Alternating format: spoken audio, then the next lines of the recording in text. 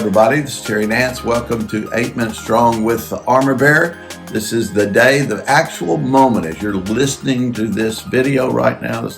I just tell you, you just start thinking, this is a day the Lord made for me.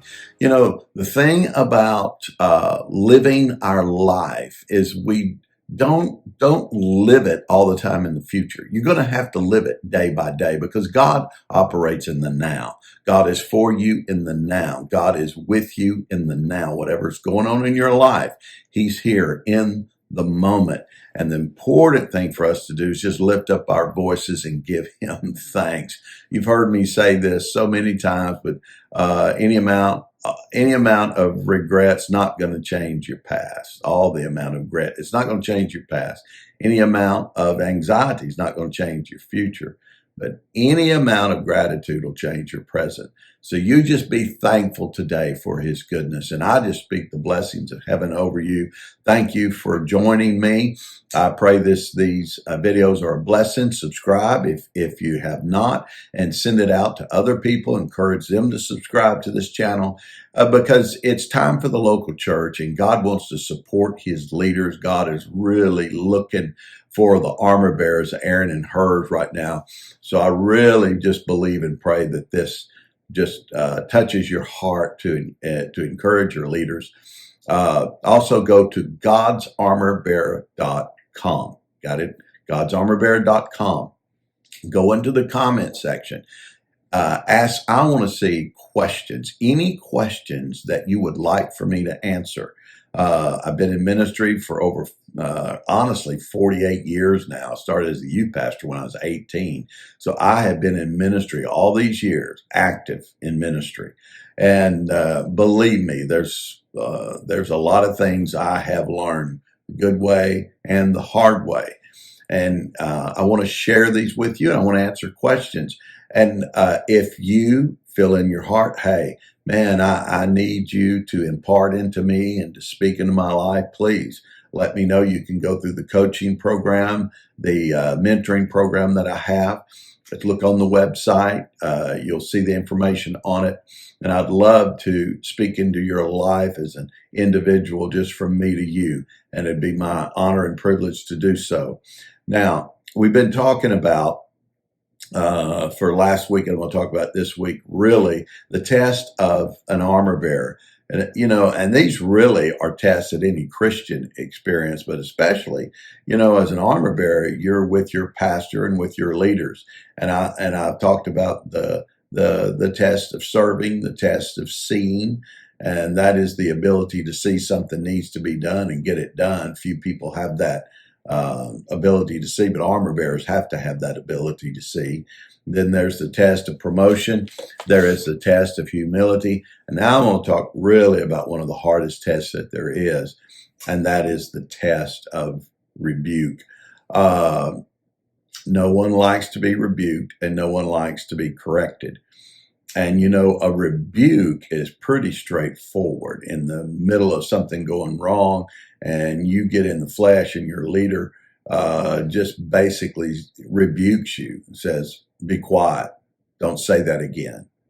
And you're kind of caught in a moment. Maybe it even embarrasses you or whatever.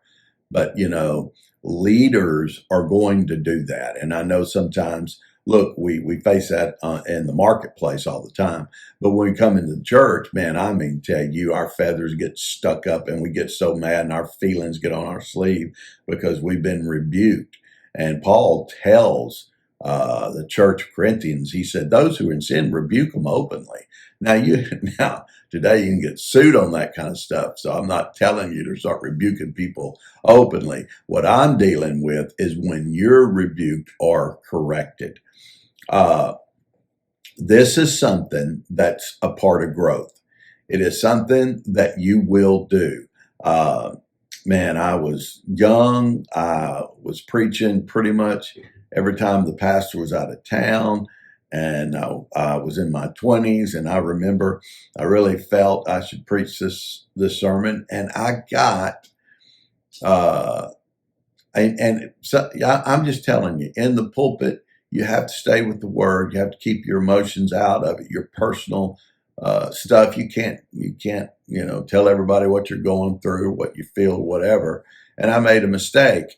And I knew I made a mistake. And so the pastor called me in and he said, you were wrong at what you said. And you should have never said that. And I knew I shouldn't have said it. I knew I shouldn't have, but I did. And there's no way you can get it back. It's on tape. And so, and he rebuked and he corrected me. And what happened out of that is I didn't preach in the pulpit, gosh, for another 3 or 4 months. And I had to learn from that. Did it hurt me? Yeah, it hurt my feelings. Yes. Because,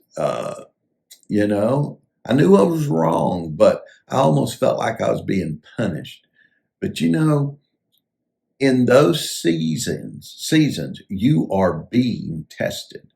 Now, what are you going to do? Well, I'm going to leave because they don't recognize my gift and they don't forgive. Well, all that stuff will come to your mind. You know what you do? Can I tell you what you do? Here is your attitude. I am going to serve God and I'm going to serve the church and I'm going to serve my pastor stronger and better than I've ever served before. And I am going to thank him for doing that and speaking that to me. And I did. And it broke all that. I just said, and I've done that. I did this several times over the 23 years. Gosh, you got to realize I went through all phases of my life and ministry with a man of God. And when I made a mistake, man, he could be very direct. He was quick sometimes. He was very good and in so many ways and blessed me in so many ways. But then there were days, man, it was tough.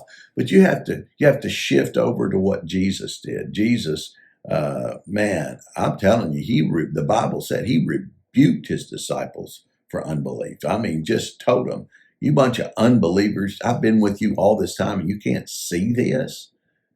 Can you understand? That's rough, man. I mean, your head goes down. You think, man, I thought he was the man of love and all this. Well, it's part of our growing process and it's a test.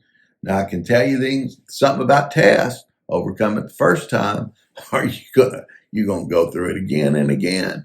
And we will always go through this. But you right now, I know some of you may have your feelings hurt from your leadership, or you may be hurt in it, and you're in a test. I'm going to tell you right now, you get with them, tell them you love them, even thank them for correcting you. Well, what if I was right? Thank them anyway. These are the things you have to give to God, because if you're going to walk in a relationship, there's going to be some tests. And there's definitely going to be some rebuke and correction in it. Let me pray for you. Father, I thank you right now for everyone watching. I just speak the spirit of truth and life into them today. And those who may be hurt or out of sorts with their leaders, I just pray that you give them the grace to humble themselves and to receive the correction and make what the necessary moves to get that out of their heart and their spirit. God bless you. You have a wonderful day in Jesus.